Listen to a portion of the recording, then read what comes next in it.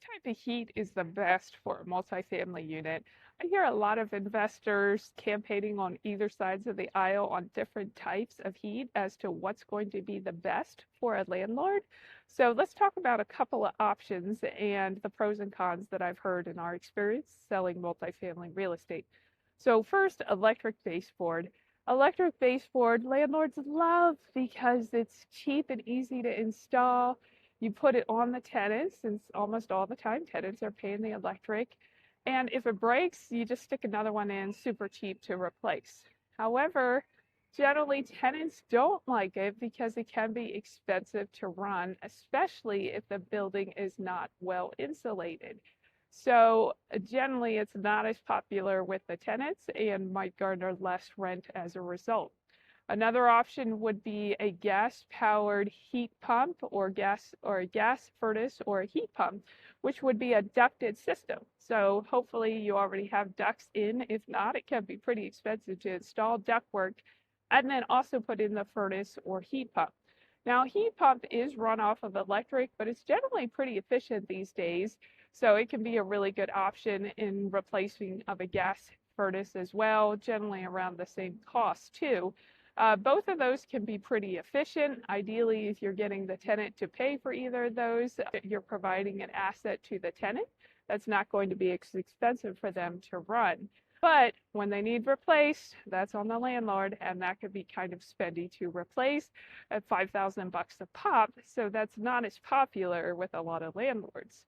Then you also have gas hot water baseboard, which a lot of buildings, especially older buildings within this area, have gas-powered hot water baseboard boilers. And the nice thing about these is that usually they last for a really long time, so there's less of a replacement cost for the landlord. And they have a very comfortable heat. In the wintertime, they're usually, it's easy to keep places warm with them, and it keeps the air moist. It's a very comfortable heat and is a popular option. So one way to make these more efficient is that if you have an ability to take out a regular boiler and put in a high efficiency gas-powered water heater, this can run the hot water baseboard as well as heat water for the building and can be extremely efficient nowadays.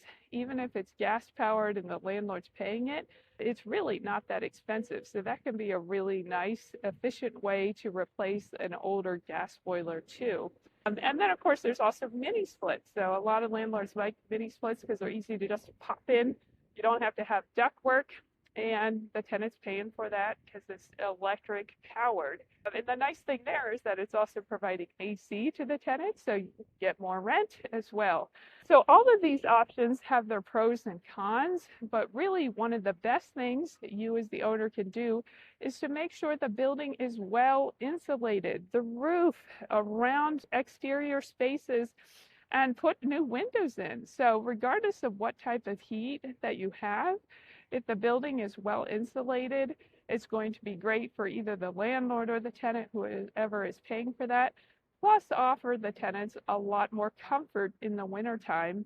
So instead of focusing on the heat, I would encourage you to focus on the efficiency and the insulation of the building, because that makes any option one of the best options for a lot of investors because it'll be more efficient at the long run. So I hope this brought you some value. If so, please like and share. And if you're looking for real estate in Pennsylvania or Maryland, reach out to us. We're always happy to help.